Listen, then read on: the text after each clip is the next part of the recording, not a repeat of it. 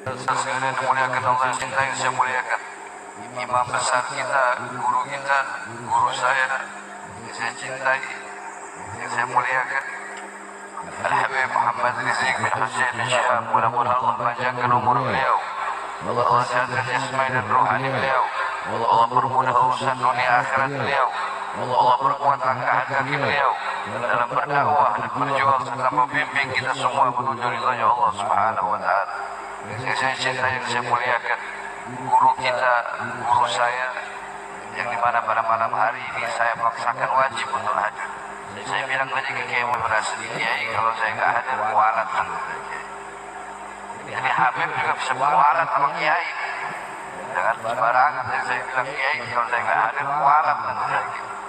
Mudah-mudahan beliau panjang umur, Allah sehatkan jasmani dan rohani beliau sehingga bisa membimbing kita semua menuju ridhonya Allah Subhanahu. Saudara-saudara, sedikit saja karena saya nggak boleh banyak ngomong. Saya habis ada musibah, rahang saya sebelah kiri ini patah, rahang kiri patah, jadi sebenarnya nggak boleh ngomong. Tapi untuk dakwah, untuk kewajiban, tidak ada kata sakit. Untuk dakwah, untuk kewajiban. Sedikit saja, saudara-saudara.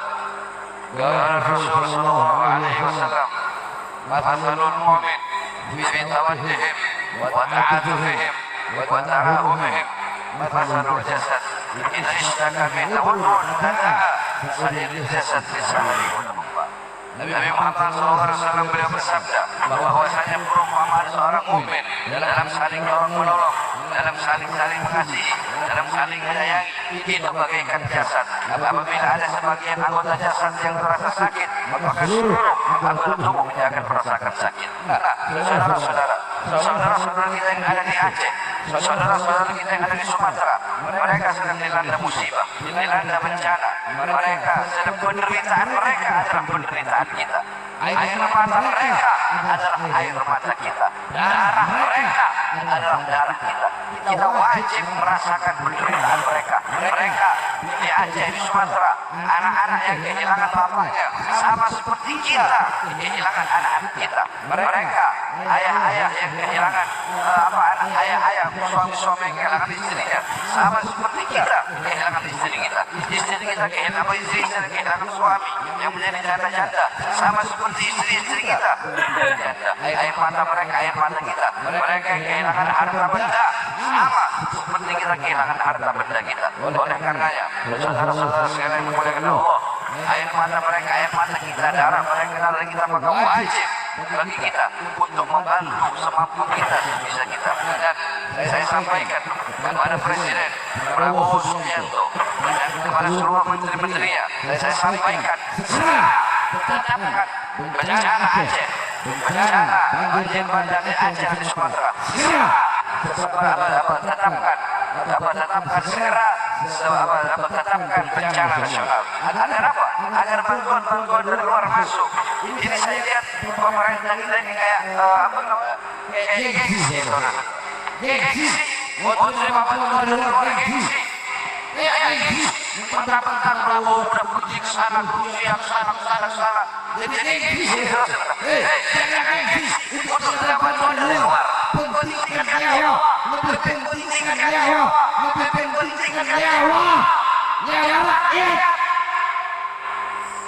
Prabowo kalau itu, saya siapkan rakyat, tapi namanya rakyat yang kemudian mati sekarang di Aceh dan di Sumatera. Segera datang bencana nasional. Ada sama-sama dan kawan-kawan datang, relawan datang. Jangan kau pura-pura, jangan sosok gengsi, jangan. Segera datang bencana nasional.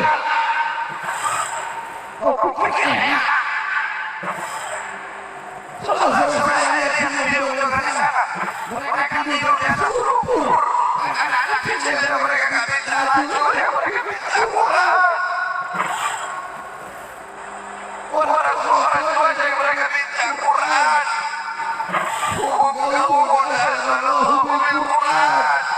Mereka bangsa Aceh, bangsa Sumatera, terus mereka adalah bangsa yang Allah muliakan dengan Al-Quran.